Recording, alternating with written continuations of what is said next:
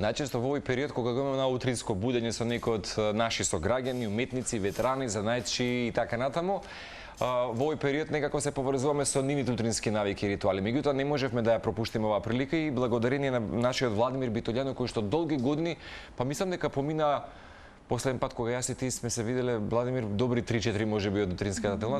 Подолго е, 6-7 е така, веројатно. Меѓутоа многу ми е исклучително драго оваа прилика што ни ја носиш секако со Райнхард Клайст, овој германски стрип автор кој што имаше прилика не само да ги оживее и животите, музичките, историски легенди преку своите графички биографии и цртежи, туку да ни го донесете во Младинскиот културен центар во рамки на ова ново и последно одржано издание на Стрип Трип фестивал.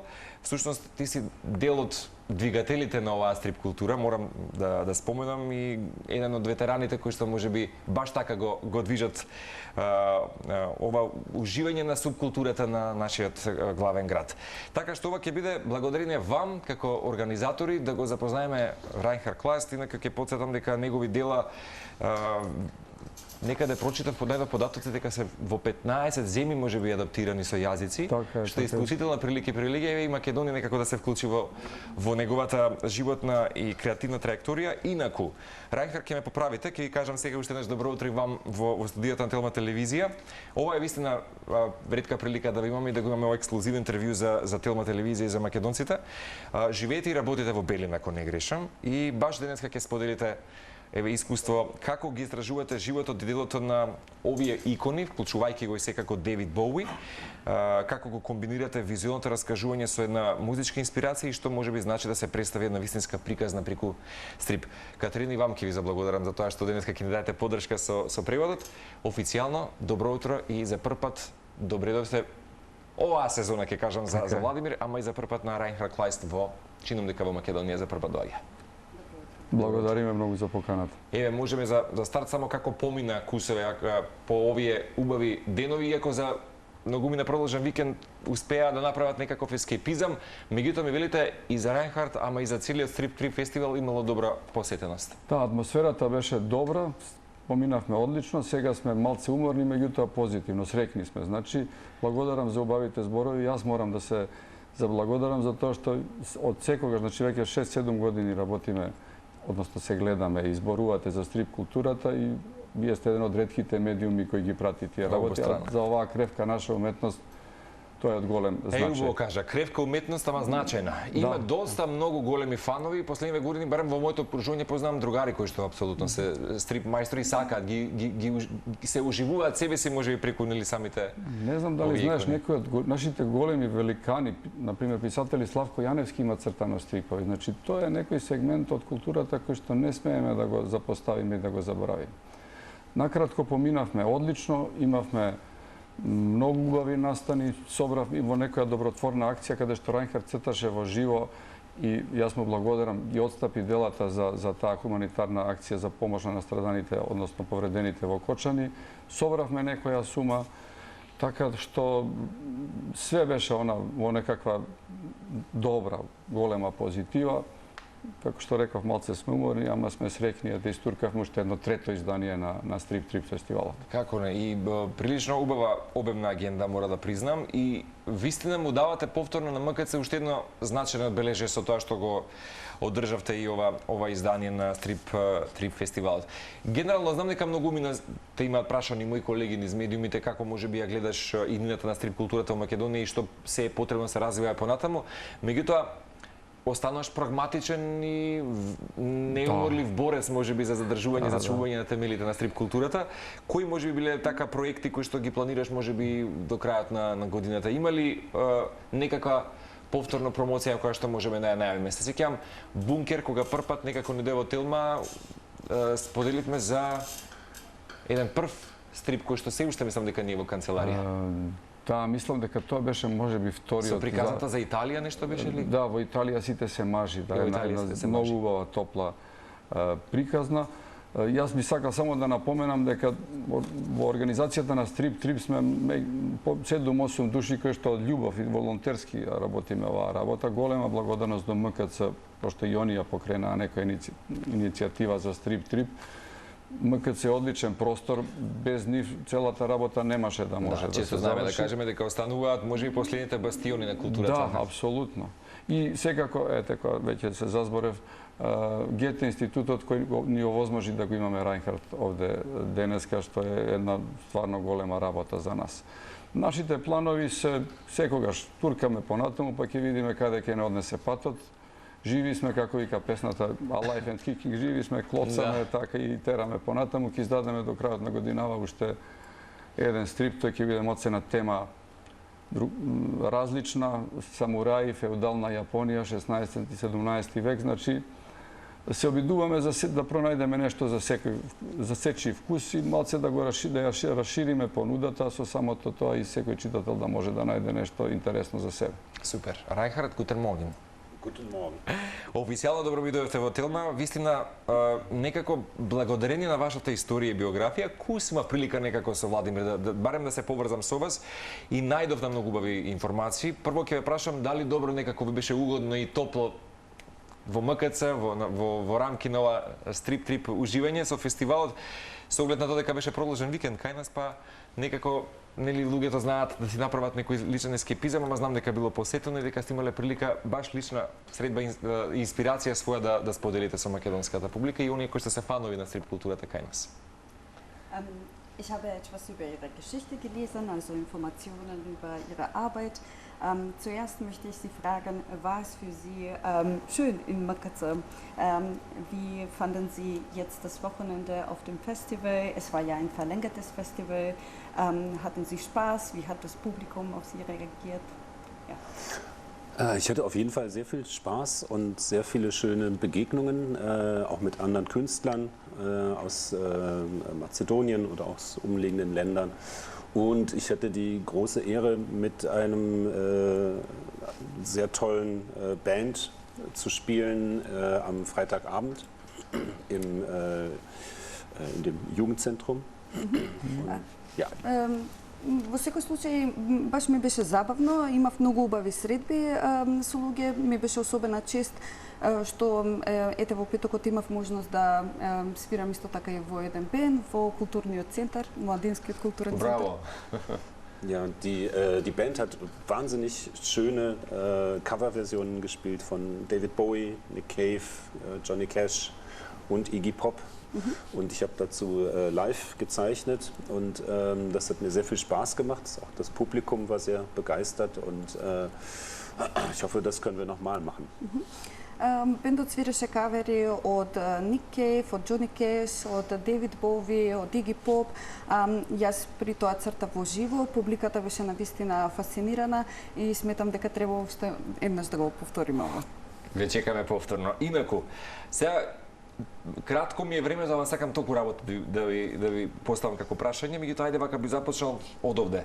Вашите стрипови често се базирани на вистински личности настани, баш тоа ме мотивира да ги представите овие приказни преку визуелни медиуми и во вашите дела често некаде можам барем и јас како перцепција можеби од овде да ја почувствам таа силна емоција и длабочина. Како успевате да ги пренесете овие чувства преку илустрации и диалози? Wir haben natürlich sehr kurze Zeit jetzt. Ich möchte Sie fragen, weil Sie Comics über bekannte Persönlichkeiten schreiben, über Musiker. Was sind Ihre Motive dahinter? Also wie kommt es dazu, dass Sie gewisse Emotionen oder Gefühle dann über Ihre Comics übertragen? Erstmal sind es natürlich Musiker, die ich selber persönlich sehr bewundere. Und es sind aber auch Musiker, die Geschichten erzählen in ihren Songs und auch auf ihren Werken, wie bei David Bowie. David Bowie hat zum Beispiel auf dem Album über Ziggy Stardust eine ganze Geschichte erzählt. Тоа се во секој случај музичари на кои што навистина им се восхитува, меѓутоа исто така и музичари кои што раскажуваат некаква приказна.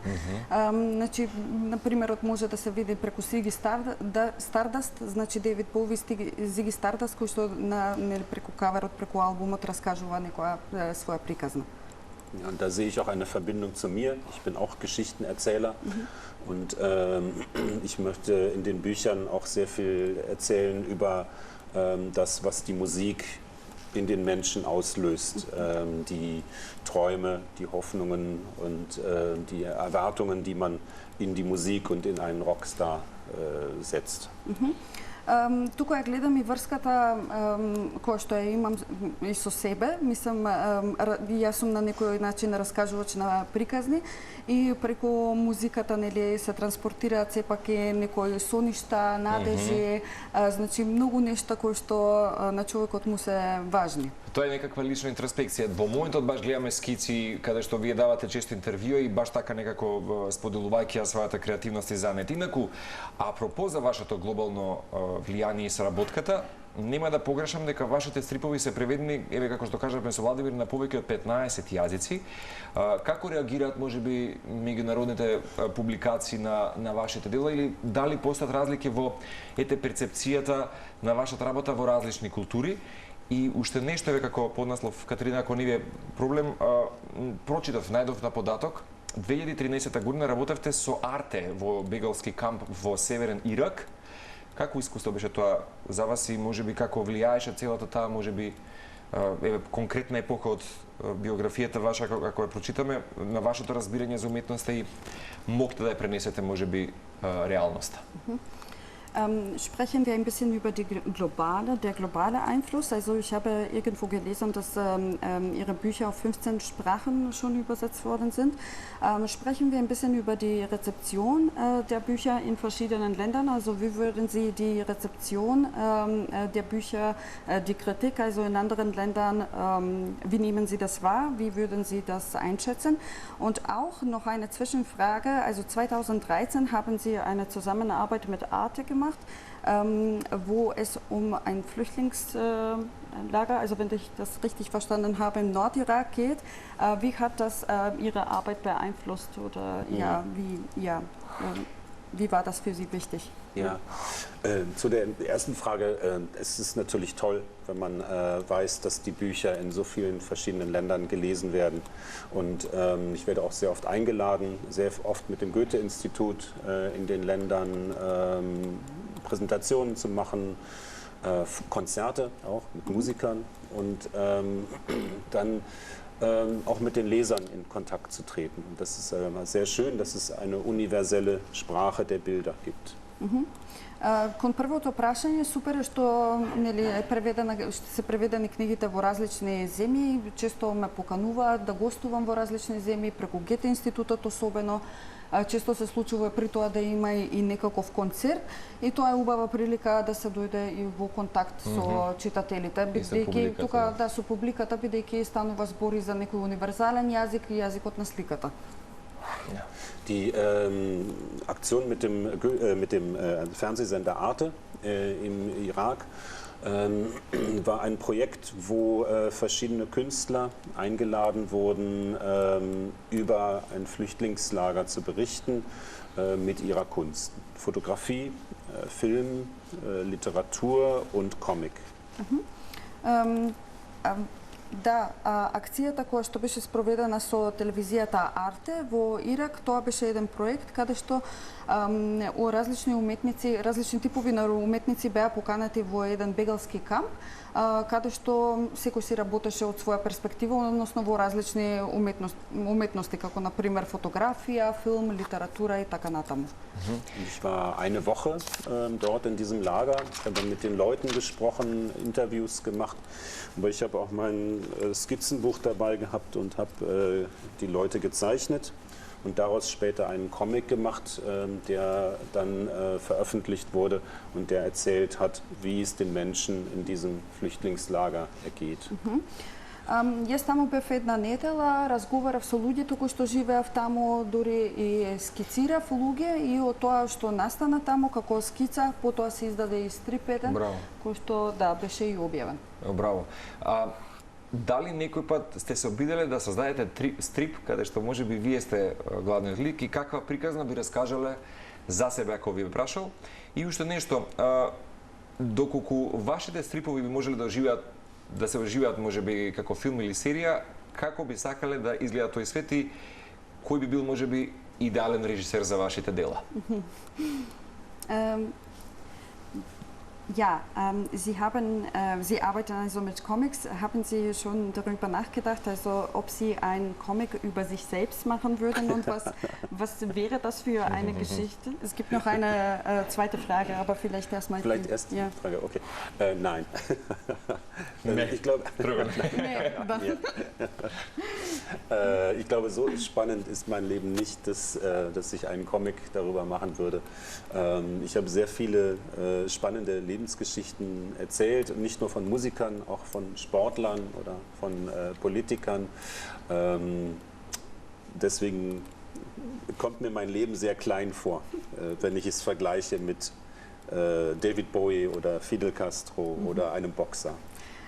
Да, не ми е толку возбудлив животот, значи пишувам, работам на приказни, на стрипови за познати музичари, политичари, спортисти кои што имале возбудлив живот и кога ќе го споредам собствениот со нивниот, некако ми изгледа како да е многу мал. Und jetzt die zweite Frage, второто прашање.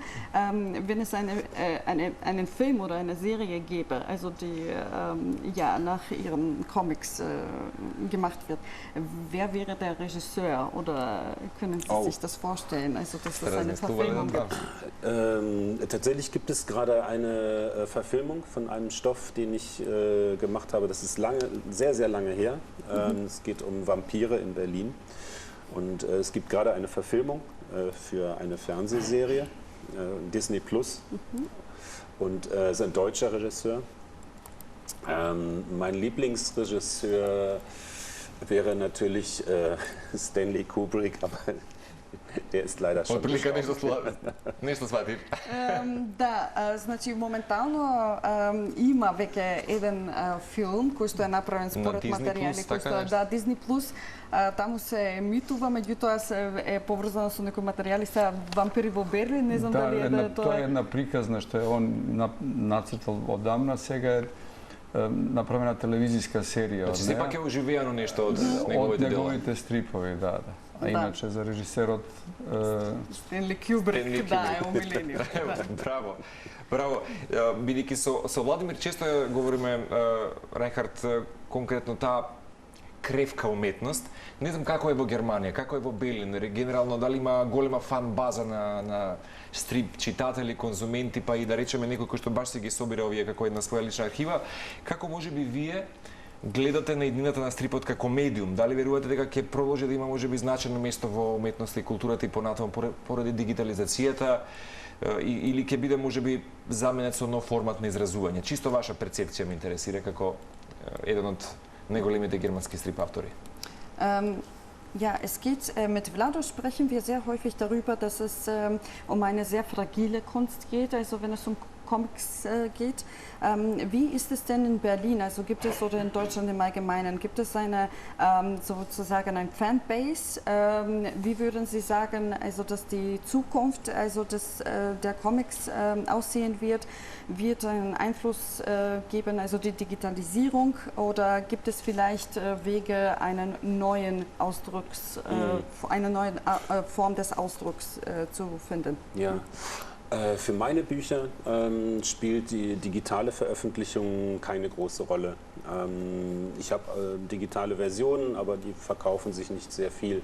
Die Menschen möchten lieber Bücher haben. Das Papier und dass man drin blättern kann, das Objekt. Es ist Also übersetzt erstmal, Entschuldigung. So, некај проблем. Значи, за моите книги, кога станува збор за моите книги, дигитализацијата не игра некоја огромна улога, бидејќи повеќето луѓе не се продаваат многу во дигитална форма, повеќето луѓе сакаат да си го купат стрипот на хартија, да го имаат како предмет. Aber es gibt natürlich viele neue Arten von Comic. Zum Beispiel Manga spielt eine immer größere Rolle, auch in Deutschland. Und ich glaube, dass dort auch viel mehr digitale Bücher verkauft werden. Und der Manga-Markt wird immer größer. Aber ich habe im Moment das Gefühl, dass es mich nicht so an die Ecke drängt. Also ich verkaufe in Deutschland sehr gut. Aber es kommt immer ein bisschen auch auf das Thema an. Also David Bowie zum Beispiel verkauft sich sehr, sehr gut. Wenn ich etwas über eine eher unbekanntere Persönlichkeit mache, dann ist es natürlich auch etwas weniger. Многу зависи од видот, значи вели дека има нови видови нели на стрип, како на пример мангата ќе ја земеме, која што е доста популарно сега во моментот. Тука за манга веќе игра улога дали е дигитална или е во нели аналогна форма. Дигиталните книги во тој случај се продаваат многу повеќе, а тоа е еден пазар кој што е во постојан пораст. Меѓутоа не се чувствувам дека сум притиснат на маргините од таа тенденција. Во суштина во Германија јас имам добра продажба, дека има книги кои што подобро се продаваат, некои не се продаваат толку добро. Дейвид Боуи, да речеме, книгите за Дейвид Боуи се продаваат. Се продаваат одлично.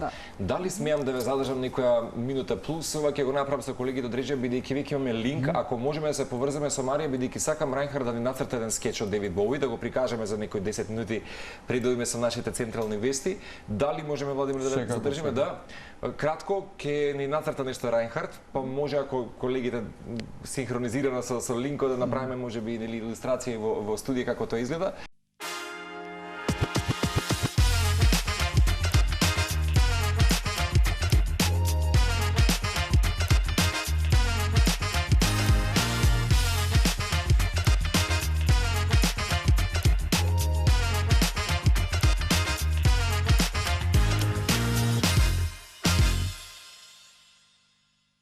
Се одиваме со Рајнхард Клајс, германскиот стрип автор кој што беше и меѓу другото гостин на нашето трето веќе завршено издание на Стрип 3 фестивал во Младинскиот културен центар.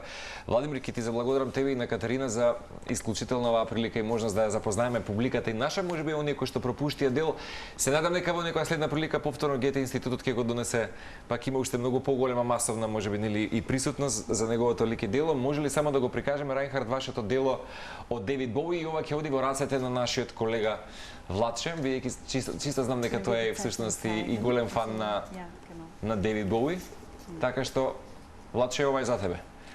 Инаку ова е само кратко, додека ги гледате вие рекламите и фестивалот за инклузија со Гере Трипков и Марија, вака изгледа во, ја би рекол, за минут и пол. Рајнхард, мислам дека беше ова за минут и пол на цртана, Катерина? Ich glaube, das war eine Minute oder wie lange haben Sie gebraucht? Vielleicht 2 Minuten. Може би 2 минути. Може би 2 минути. Ви благодарам за искуството. Се надам дека ви беше пријатно во Скопје, во Македонија и секако со овие убави луѓе тука. Vielen Dank und ich hoffe, dass es Ihnen angenehm war in Mazedonien. Absolut. Ja, absolutno. Супер. Владимир, се гледаме некој следен датум. Благодариме задоволство ни секогаш кога гостуваме. Чекаме ново стрип издаваштво. Катерина, мислам дека за скоро ќе се видиме ние, имаме нешто што си го договоривме сега зад камерите.